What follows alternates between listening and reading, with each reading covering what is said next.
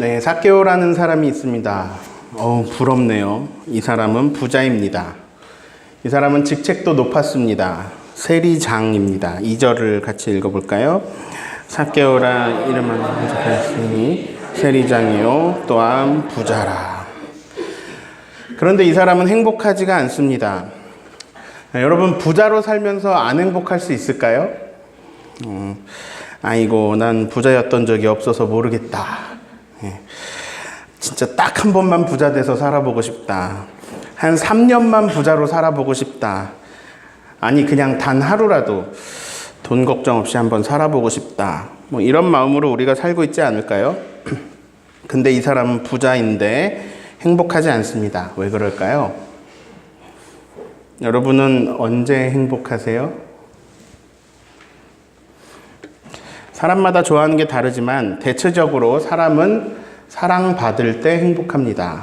그리고 사랑할 때 행복하고요. 사랑하고 사랑받을 때 사람은 행복합니다. 또 사람은 인정받을 때 행복합니다. 칭찬받을 때 기쁘고요. 자, 금메달을 따면요, 내가 이겼다, 내가 1등을 했다, 이런 것도 기쁘지만 그보다는 사람들의 인정을 받기 때문에 기쁩니다. 전 세계 사람들에게 인정을 받는 거거든요. 게다가 아이고, 그동안 얼마나 고생하셨어요, 그동안 얼마나 많이 노력했니, 이런 수고를 누가 알아주면 그 피나는 노력과 바꾼 그 힘든 세월마저 행복으로 바뀌게 되는 거죠. 사랑받고 인정받으면 삐뚤어지거나 엇나갈 사람은 아무도 없습니다. 그런데 사람들이 나한테 손가락질하는 것 같고, 사람들이 날 비웃는 것 같고, 날 미워하는 것 같고, 날 피하는 것 같고, 이런 마음이 들면 너무나 괴로워집니다. 이런 마음이 들면 살기 싫습니다. 돈이 아무리 많아도 소용없습니다. 돈으로 행복하지 못합니다. 삭개오는 부자지만 행복하지 못합니다. 왜냐? 그는 사람들에게 미움을 받는 사람이기 때문입니다. 사람들은 삭개오를 싫어합니다. 왜냐? 그가 세리이기 때문입니다. 그 당시 모든 사람이 다 손가락질하고 다 미워하던 대표적인 죄인 두 부류를 성경은 이렇게 기록합니다. 세리와 창녀. 세리, 세금을 걷는 사람.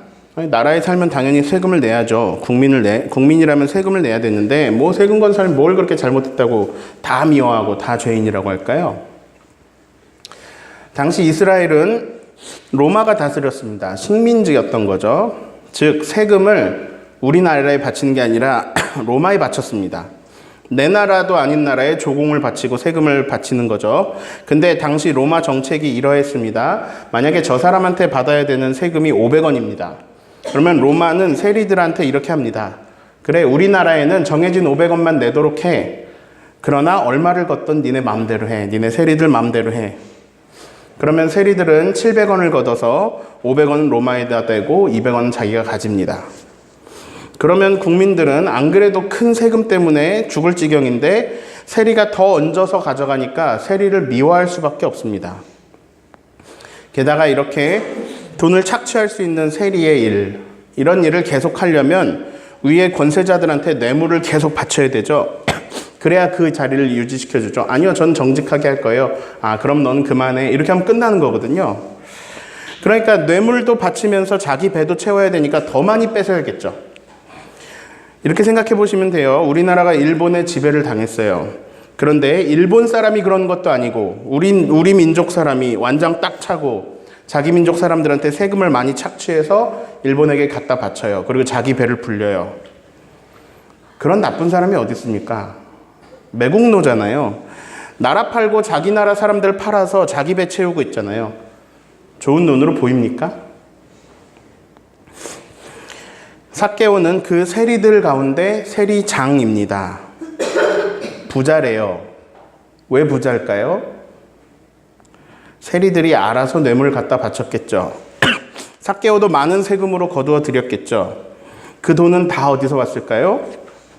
힘들게 살아가는 이스라엘 민족들의 돈이죠. 나는 하루하루 살기 힘든데, 정말 하루하루 살기 힘들고 로마 세금 너무 비싼데 내 돈 다 뜯어가가지고 부자로 살아가는 삭개오. 여러분, 이 삭개오를 사람 취급하고 싶습니까? 삭개오가 그거 모를까요? 사람들이 자기 싫어하는 거 모를까요? 그러나 삭개오는 택했습니다. 누가 뭐라고 하건 나는 부자가 되겠다. 그렇게 실제 부자가 되어서 부자로 살고 있는데요. 그런데 삶이 너무 재미가 없습니다. 허무합니다. 돈은 쌓여 있는데 아무 것에도 흥미를 느낄 수가 없습니다. 왜 그런지 아세요? 사람은 떡으로만 살지 않습니다. 돈은 우리에게 좋은 떡을 가져다 줍니다. 좋은 떡을 우리를 기쁘게 하느냐? 기쁘게 합니다. 네, 우리를 편리하게 하고 기쁘게 합니다. 그래서 돈 많으면 좋죠. 그런데 사람은 떡으로만 살지 않습니다. 사람은 의미를 먹으면서 살아갑니다. 제가 방금 의미심장한 말을 했습니다. 사람은 의미를 먹으면서 살아갑니다. 사람이 밥 먹고 하는 일이 뭐냐? 의미를 부여합니다. 이 일에 의미를 부여하고 저 일에도 의미를 부여하고 이 사람한테 의미를 부여하고 이 사람의 의미를 찾고, 이게 사람이 하는 일입니다. 사람은 이런 의미를 먹으면서 삽니다. 저는 돈은 많이 벌지 못하지만 행복합니다. 누군가에게 의미 있는 사람이 된다는 것이 저를 행복하게 합니다. 자, 금메달을 땄다는 건 나라에 공을 세웠다라는 의미를 가집니다. 내가 1등을 했다 이것도 있지만 그것보다 내가 나라에 공을 세우고 내가 국익을 가져왔다라는 의미가 더 큽니다. 온 국민의 영웅이 되는 의미가 더 큽니다. 자, 지난 3주간 이런 얘기했습니다. 하나님이 없다면, 신이 없다면 이 모든 것은 우연에 의해서 일어난 물질들의 조합일 뿐이고, 그러면 제일 무서운 게 뭐냐? 의미라는 게 사라진다라는 겁니다. 그런데 사람은 의미를 먹고 살아갑니다. 만약에 나에게 의미라는 게 사라지면 그러면 남들이 나를 어떻게 생각하든 어떻게 평가하든 말든 뭔 상관입니까? 그냥 내가 좋은 떡 먹으면 좋죠. 내가 부자 되면 좋죠. 내가 부자가 될 수 있다면 그 어떤 나쁜 일도 할 수 있죠. 삭개오도 그랬겠죠. 에이, 의미가 밥 먹어주냐? 사랑이 밥 먹어주냐? 니들이 나 키 작다고 놀렸지, 나 무시했지, 깔봤지. 봐라, 내가 반드시 높은 사람이 되어서 너희들의 것들을 다 빼앗아 주마. 이런 마음 삭개오에게 있었을걸요. 그런데 실제로 그렇게 많은 사람들의 것을 빼앗아서 실제로 남들보다 높은 직책에 서서 부자가 되어 살아보니 그게 별로 안 좋네요. 꿈을 이뤘는데 사는 게 지옥 같네요. 좋은 음식 먹고 좋은 집에 살고 있는데 가슴 한켠이 허무하고 채워지지 않는 허전함이 있습니다. 사는 게 아닙니다. 그런데 소문이 들립니다. 예수님이 그 마을을 지나가신대요. 오랜만에 삭개오에게는 흥미라는 것이 생겼습니다. 예수님이라는 분이 궁금해졌습니다. 이런저런 소문 많이 들리던데요. 그분은 많은 사람들을 사랑하시던데요. 그분은 배고픈 사람한테 먹을 걸 준다던데요. 병든 사람들을 막 고쳐주신다던데요.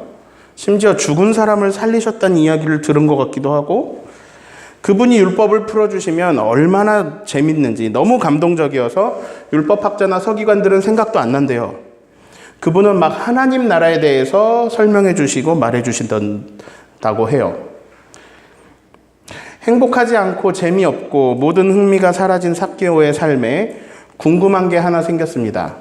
예수님이라는 분이 궁금해졌습니다. 그래서 사람들 많은 곳에 가는 거 싫어하지만 미움받고 손가락질 당하는데 좋겠어요? 사람들 많은 곳에 가는 거 싫지만 그래도 예수님이 지나가신다는 길에 용기를 내어서 나갔습니다. 근데 사람은 너무 많고 삭개오는 키가 작네요. 보이지가 않아요. 포기하고 돌아가야 될까요? 삭개오는 포기하지 않습니다. 작은 키로 돌무화과 나무 위에 올라갑니다. 옛날에는 우리가 뽕나무라고 배웠죠. 삭개오가 뽕나무 위에 올라갔다. 어떤 나무냐는 중요하지 않습니다. 문제는 예수님이 그 나무 아래 와서 멈춰 서셨다는 겁니다. 그리고 다짜고짜 말씀하십니다. 5절을 읽겠습니다. 쳐다보.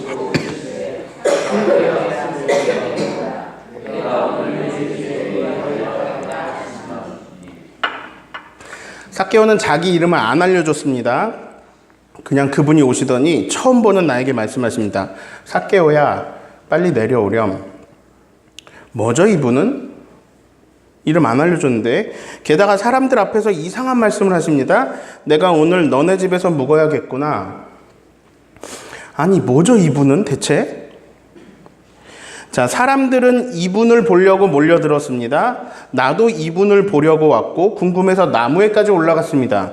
그런데 이분은 마치 나를 만나러 여기에 오신 것 같습니다.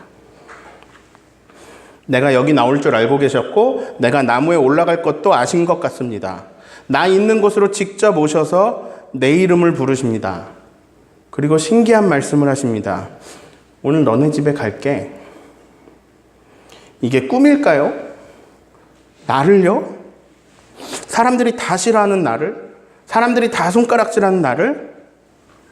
이게 사람들이 오해해서 그런 게 아니라 실제로 내가 사람들을 못 살게 굴었는데요. 내가 실제로 사람들 괴롭히고 착취했는데요. 내가 지금 오해받아서 미움받는 게 아니라 내가 진짜로 죄인인데요. 나는 다 모든 거 다 포기하고 그냥 오로지 돈을 택한 사람인데요. 근데 온 나라에 좋은 소문으로 가득한 그분이 나 같은 사람 집에 오신다고? 요즘 말로 이러죠. 이거 실화냐? 이거 꿈인가? 오랫동안 삭개오 마음속에 없었던 것이 생겨났습니다. 기쁨. 기쁨이라는 게 없었는데 기쁘다는 게 뭔지 알게 됐습니다. 예수님의 그 제안을 듣고 너무 기뻤습니다. 6절을 읽습니다. 급히 내려와 세 번역으로 읽어드릴게요. 삭개오는 얼른 내려와서 기뻐하면서 예수를 모셔드렸다. 예수님이 삭개오의 집에 들어갔습니다. 사람들이 수군거립니다. 아유, 그가 죄인의 집에 들어갔네. 그러나 삭개오의 집은 어떤가요? 삭개오는 기쁨에 차서 일어나서 예수님에게 말합니다. 8절을 읽어봅니다. 삭개오가 서서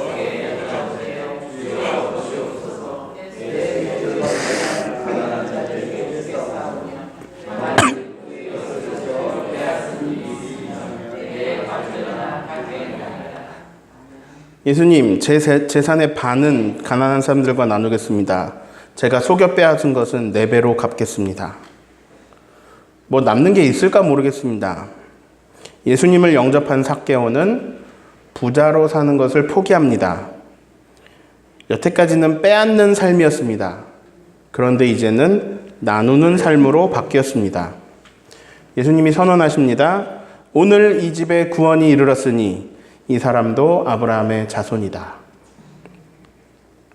자, 이 삭개오 얘기를요, 3줄로 정리해 보겠습니다. 예수님이 삭개오에게 다가오셨다. 삭개오는 예수님을 받아들였다. 삶이 변해간다. 우린 지금 교회에 와 있습니다. 우리가 어떻게 이 자리에 앉아 있는 걸까요? 여러분은 여기에 어떻게 오게 되셨을까요? 각 사람마다 다양하고 구구절절한 사연들이 있습니다. 그런데 믿음, 신앙이라는 걸 가진 사람들에게는 공통적인 과정이 있습니다. 그 과정은 다음과 같습니다. 하나님이 나에게 다가오셨다. 나는 하나님을 받아들였다. 삶이 변해간다. 이 3줄을 어디서 본 것 같지 않나요? 아까 삭개오 이야기랑 똑같습니다. 삭개오 대신에 나를 넣으면 똑같습니다. 다른 표현으로 할게요. 삭개오 대신에 나를 넣으면 이 성경 이야기는 나의 이야기가 됩니다. 지난 3주간 나눈 이야기와 오늘 이야기를 종합해 보면요. 신이 없으면 다 우연이고 다 모든 의미가 사라지지만 신이 계시다면, 하나님이 계시다면 이렇습니다. 첫 번째, 우연이 아니다. 우리의 만남은 우연이 아닙니다. 두 번째, 보기 좋아. 하나님의 창조는 디자인된 것입니다. 세 번째, 알려주셨다. 예수님이 오신 것은 우연이 아니고 예수님이 오셔서 우리에게 진리를, 하늘의 비밀을, 하나님 나라를 알려주십니다. 그래서 결론이 이렇게 났어요. 하나님은 계십니다. 세계 최고의 디자이너이신 창조주는 확실히 계십니다. 두 번째, 우리는 우주의 먼지일 뿐입니다. 이게 현실입니다. 우리가 인식하지 못할지라도 우리는 너무나 광활한 우주 속에서 아주 작은 존재로 살고 있습니다. 그런데 고작 우주의 먼지에게 무언가를 알려주시려고 온 우주의 창조주요 주인이신 하나님께서 우주의 먼지가 되십니다. 근데 이게 우연이 아니고 의도된 일이고 계획된 일입니다. 근데 이게 너무 엄청나서 받아들여지지가 않습니다. 안 믿겨집니다. 에이, 말도 안 되지. 설마. 인간이 신이 되고 싶어 하면 몰라도 무슨 신이 인간이 되시나? 그런데 예수님이 말씀하십니다. 내가 그다. 자, 알아듣기 쉬운 말로 하겠습니다. 온 우주의 주인께서, 하나님께서 우주의 먼지이신 우리에게 오셔서 하늘의 비밀을 알려주시고 우주의 먼지인 우리들을 우주의 주인이신 하나님의 영광에 참여하게 하십니다. 이런 말도 안 되는 일이 일어난 겁니다. 의도적으로. 왜? 사랑하셔서. 왜? 하나님은 사랑이시기 때문에. 그런데요, 이 이야기가 너무 인류 보편적인 얘기라서 그렇구나 하고 넘어갈지 모르겠습니다. 삭개옥에게 일어난 일도 그렇구나 하고 넘어갈지 모르겠습니다. 그런데 정말 놀라운 것은 그 70억이 넘는 사람들 가운데 바로 나에게 하나님이 다가오신다는 것입니다. 코끼리를 생각하지 마. 그랬더니 코끼리가 생각이 나요. 목사님이 이상해요. 하나님이 계신지 안 계신지 진지하게 의심해봐. 그래서 열렬히 의심했더니 하나님이 계시다고 인정할 수밖에 없네요. 그러면 다음 단계입니다. 하나님이 계신데, 분명히 계신데 그분하고 상관없이 살 거냐 아니면 그분하고 상관 있게 살 거냐. 자, 개미가 사람에 대해서 다 이해하지 못합니다. 그러니까 우리가 하나님을 다 이해하는 건 불가능합니다. 하나님 몰라요. 우리가 알 수 없어요. 그런데 하나님이 이런 방법을 택하십니다. 네가 너의 수준으로 나를 찾아오기엔 뭔가 너무 오래 걸리고 그 여정이 쉽지 않겠지? 불가능하겠지? 내가 다가갈게. 너의 수준으로. 난 지극히 높은 존재이고 지극히 높은 차원에 있지만 나의 눈높이를 낮추어서 내가 너에게 갈게. 네가 알아들을 수 있는 말을 하면서 너와 소통할게. 나는 너와 함께하는 게 즐겁구나. 그렇게 낮아져서 너와 함께하는 게 재밌구나. 행복하구나. 그게 내 행복이구나. 왜냐? 난 널 사랑하거든.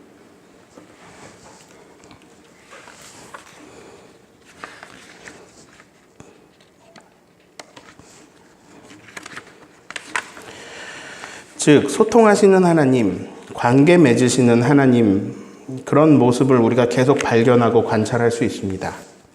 자, 더 쉽게 말씀드립니다. 하나님은 우리에게 다가오십니다. 각 사람에게 다른 방법으로, 그 사람에 맞는 때에 그 사람에게 맞는 방법으로 다가오십니다. 더 정확하게 말씀드립니다. 하나님은 당신에게 찾아가십니다. 그리고 그분은 항상 내 옆에 있습니다. 옆에서 뭐 하시느냐? 기다리십니다. 무엇을 기다리냐? 내가 하나님을 받아들이기를 기다리십니다. 그분은요, 그분의 능력으로 우리를 제압하고, 나를 제압하고 그분을 받아들이게 할 수 있습니다. 아니면 강제로 우리 마음을 열 수도 있습니다. 아니면 우리가 그분을 받아들일 수밖에 없는 상황을 만들 수도 있습니다. 그러나 그분은 그렇게 하지 않으십니다. 그냥 나를 기다리십니다. 언제까지? 내가 내 의지로 그분을 받아들일 때까지. 자, 그림을 4장만 볼게요. 이 그림에 나오는 분들이 다 예수님입니다. 네, 다음 거 보여주시겠어요? 자, 그런데 이 그림들의 공통점이 있습니다. 자, 이 문이 우리 마음의 문인데요. 이 문에는 손잡이가 없습니다. 밖에서 손잡이가 없어요. 자, 예수님이 기다리시기는 하는데요. 손잡이를 열고 들어오시진 않습니다. 안에서 열어주어야 열리는 구조라고 할까요? 요한계시록 3장 20절 말씀을 읽어볼까요? 볼지어다 내가 문 밖에 서서 두드리노니 누구든지 내 음성을 듣고 문을 열면 들어가 그는 나와 더불어 먹으리라. 자, 이 말씀을 우리가 노래로 한번 배워보겠습니다. 같이 불러볼까요?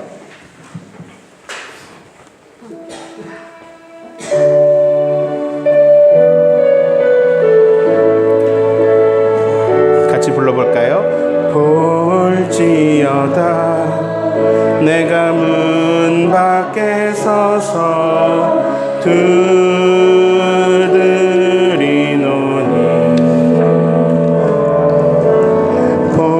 볼지어다 내가 문 밖에 서서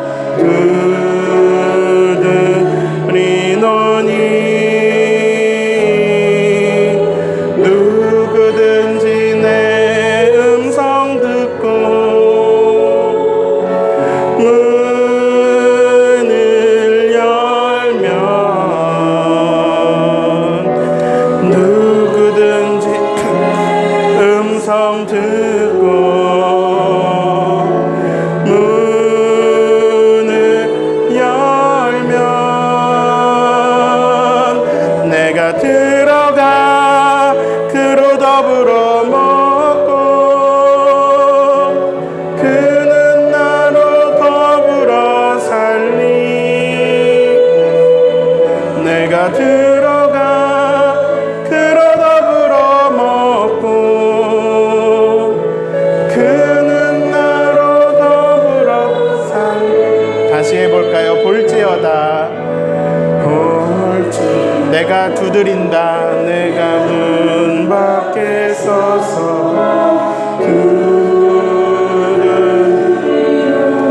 나에게 다가오신 그분이 볼지어다 내가 두드린다 말씀하십니다. 밖에 서서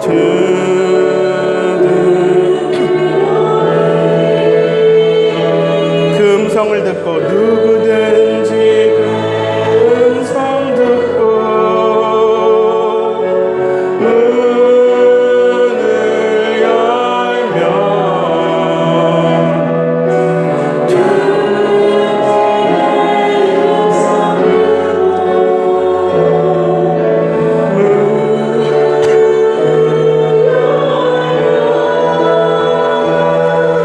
내가 들어가 그로 더불어 먹고 그는 나로 더불어 살리 내가 들어가 그로 더불어 먹고 그는 나로 더불어 살리 내가 들어가 그로 더불어 먹고 내가 들어가 그로 더불어 그는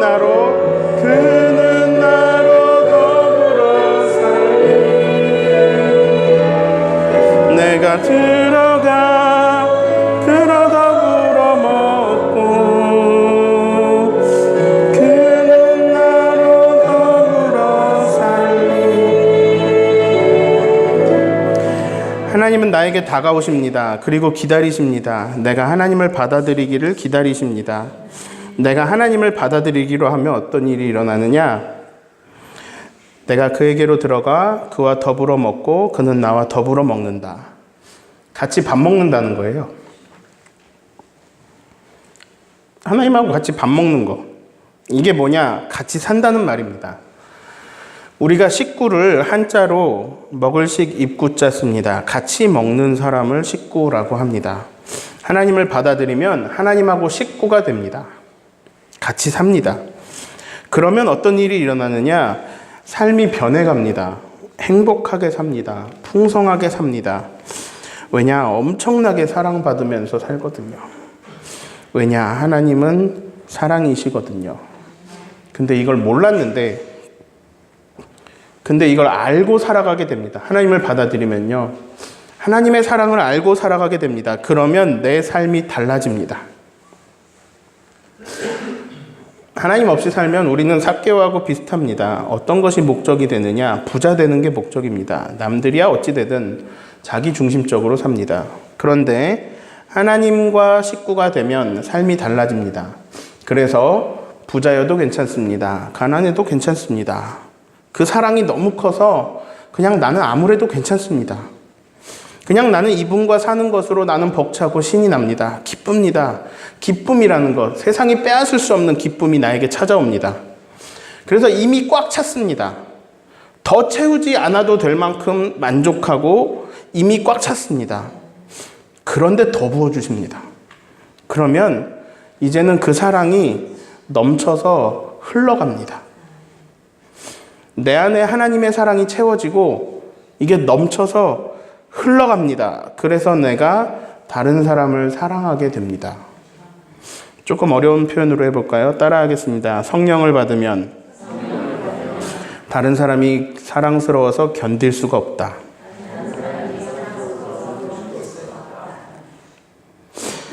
성령을 받으면 뭐 방언도 받을 수 있고 통변도 받을 수 있고 예언할 수도 있습니다. 뭐 이런 건 은사고 현상인데, 성령을 받으면 공통적으로 진실로 나타나는 현상이 무엇이냐? 사람을 사랑하게 됩니다. 여러분, 믿음을 가진다는 것, 신앙생활을 한다는 건 뭐냐? 하나님하고 밥 먹는 겁니다. 하나님하고 사는 겁니다. 그분과 친밀해지는 겁니다. 그분과의 관계를 돈독히 하는 것입니다. 이걸 이런 식으로 많이 표현합니다. 인격적인 관계를 맺어간다. 자, 요약해 볼까요? 첫 번째, 하나님은 계십니다. 두 번째, 심지어 그분이 나에게 다가오십니다. 내가 그분을 받아들이면 이제 나는 하나님과 인격적인 관계를 맺어갈 수 있게 됩니다. 그러면 삶이 변화해 갑니다. 그런데 수십 년 교회 다녀도 하나도 안 변하는 사람들도 있습니다. 왜 그럴까요? 그런 사람들은 나에게 다가오시는 주님을 마음 다해 받아들이는 게 아닙니다. 오히려 그 안에는 욕심이 있습니다. 그 목적은 이겁니다. 난 부자로 살 거야. 난 여기서 한 단계 높은 위치에서 살 거야. 하나님 그 일을 이루어 주십시오. 하나님 내가 한 직책 높은 곳에서 부자로 살게 해주십시오. 하나님 우리 자녀 그렇게 살게 해주십시오. 그 사람들의 기도의 관심사는 어디 있느냐? 하나님 내가 삭개오 되게 해주세요. 내가 세리장 되게 해주세요. 내가 부자 되게 해주세요. 근데 자기 힘으로 부자 될 수 없고 세리장 될 수 없으니까 하나님께 매달립니다. 각종 방법을 다 씁니다. 그러다가 막 비리로 세리장의 위치에 올라가면 이상한 말을 합니다. 하나님이 도우셨다. 그러니 한국 기독교와 교회가 욕을 먹을 수밖에 없습니다. 성공주의, 물질주의, 번영주의에 빠져 있습니다. 그래서 부자가 되면 하나님한테 복 받은 거고, 높은 지위에 오르면 하나님 복 받은 거고, 좋은 학교, 좋은 회사 좀 들어가면 교회에서 어깨에 힘주고 돌아다니고, 이 사회의 구조적인 악으로 인해서 성실하게 살아도 힘겹게 살 수밖에 없는 그런 사람들을 패배자 취급하고 하나님의 복 받지 못한 사람이라고 취급하고, 이건 기독교가 아닙니다. 만몬교입니다. 하나님 자리에 돈이 서 있는 것입니다. 하나님과 인격적인 관계가 일어나는 게 아닙니다. 아직도 삭개오 자리에 오르고 싶어서 혈안인 사람들이 있습니다. 그것을 위해 하나님께 부르짖으며 나는 기독교인이라고 하는 사람들이 있습니다. 그런데 예수님을 진짜로 만난 삭개오는 더 이상 그렇게 살 수 없었습니다. 그분이 우리에게 오셨을 때 진심으로 그분을 영접하고 매일 그분과 밥을 먹고 매일 그분과 동행하면 우리의 삶은 달라집니다. 변해갑니다. 어떻게 변하느냐? 우리의 삶은 점점 사랑으로 가득 찹니다. 그래서 자꾸 사랑하게 됩니다. 여러분 그거 아세요? 사랑하고 사랑받으면 행복합니다. 되게 행복합니다. 즉 하나님하고 같이 살아서 하나님과 밥 먹다가 하나님과 교제를 나누다가 하나님과 관계를 맺어가다가 내 삶이 변해가면 사랑으로 가득하면 그럼 행복합니다. 그리고 어떤 변화가 일어나느냐? 서로가 서로에게 의미 있는 사람이 됩니다. 내가 누군가에게 의미 있는 사람이 되는 것, 나에게 의미 있는 사람들이 내 주변에 생기는 것, 심지어 그런 사람들이 많아지는 것, 그런 사람들이 공동체를 이루어서 서로 도우며 살아가는 것, 이런 행복은 절대로 돈으로 살 수 없는 행복입니다. 그런데 그런 일들이 일어납니다. 하나님의 사랑을 받아들이면 그런 일들이 일어납니다. 왜? 하나님의 사랑으로 인해 우리의 삶들이 계속 변해가니까요. 우린 지금 당장 선택할 수 있습니다. 나에게 다가오시는 하나님을 받아들일 건지 아니면 조금 더 기다리라고 할 건지. 그런데요, 늦게 받아들이면 손해입니다. 왜냐하면 내 인생의 시간은 정해져 있고 길어야 100년 사는데요. 하나님 없이 살면 혹 부자가 된다 하더라도 너무 피폐하게 살아요. 사랑 없이 살면 너무 괴로워요. 제일 좋은 건 삭개오처럼 하는 겁니다. 지금 당장 기쁨으로 받아들이는 것입니다. 들어오세요, 하나님. 저랑 같이 살아요. 같이 밥 먹어요. 같이 생활해요. 오래 기다리셨죠? 고맙습니다. 나에게 다가와 주셔서. 받아들이시면 돼요. 오늘 설교 제목은 나에게 다가오시는 예수님입니다. 혹시 그거 아세요? 어디서 많이 읽어보지 않았어요? 나에게 다가오신 예수님? 이게 올 한 해 우리 교회 표였다는 거 아세요? 주보 맨 밑에 매주 52주 매주 나왔고요. 달력에도 1년 내내 붙어 있었던 주제였습니다.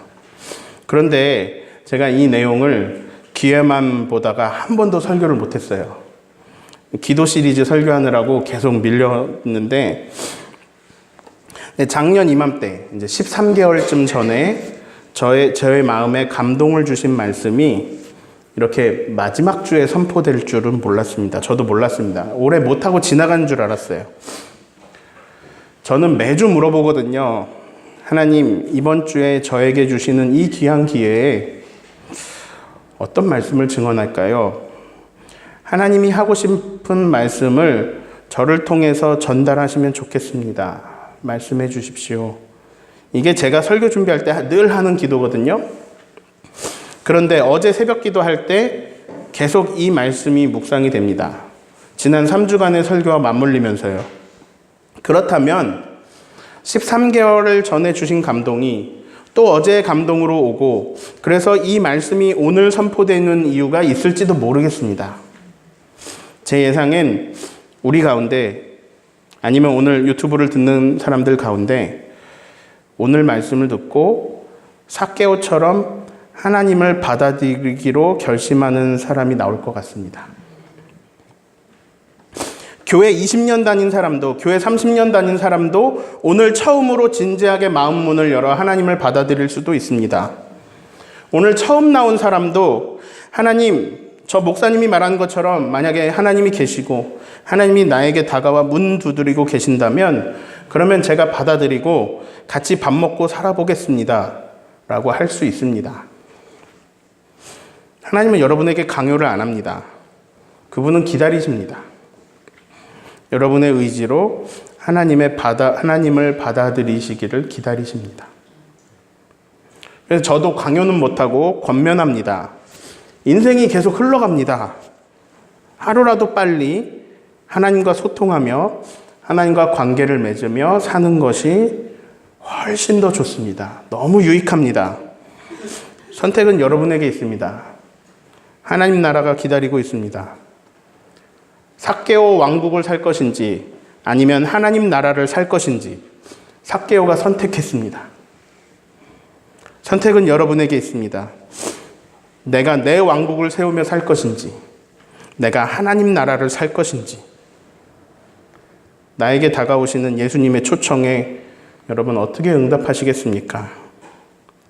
내가 오늘 너의 집에 가야겠다. 내가 오늘 너와 함께 있어야겠다. 나에게 말씀하십니다. 여러분 이 시간에 제가 강요 안 하겠습니다. 여러분 마음이 움직이는 대로 기도하십시오. 혹시 주님을 더 받아들이고 싶으신 분은 이미 주님을 받아들였는데 저기 어디 구석에 이렇게 주님 몰아놓고 성령께서 일하지 못하게 막아놓고 내가 내 마음대로 살아왔잖아요. 그런데 이 주인의 자리, 주권의 자리를 내가 내려오고 주님이 일하십시오.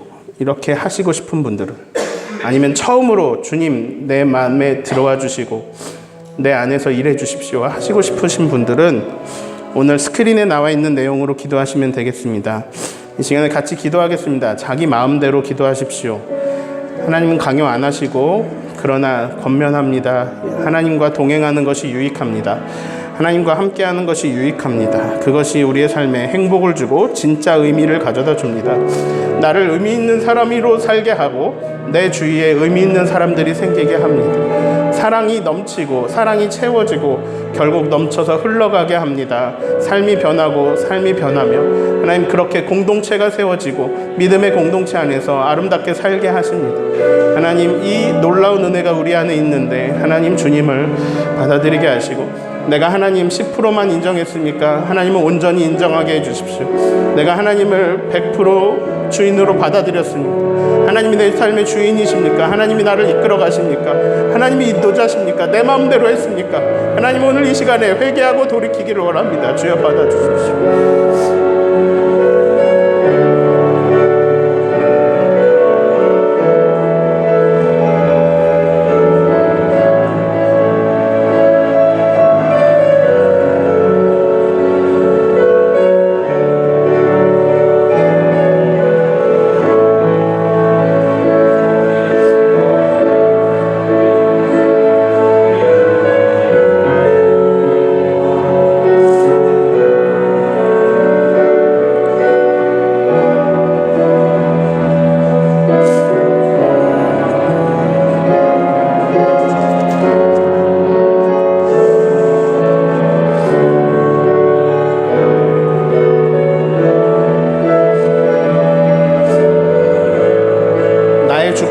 내어드려서 그분이 온전히 나를 다스리는 것, 이것을 성령 충만이라고 부릅니다. 혹시 오늘 성령 충만함을 간구하실 분은 성령 충만을 간구하셔서 하나님의 다스림으로 살아가시기를 권면합니다.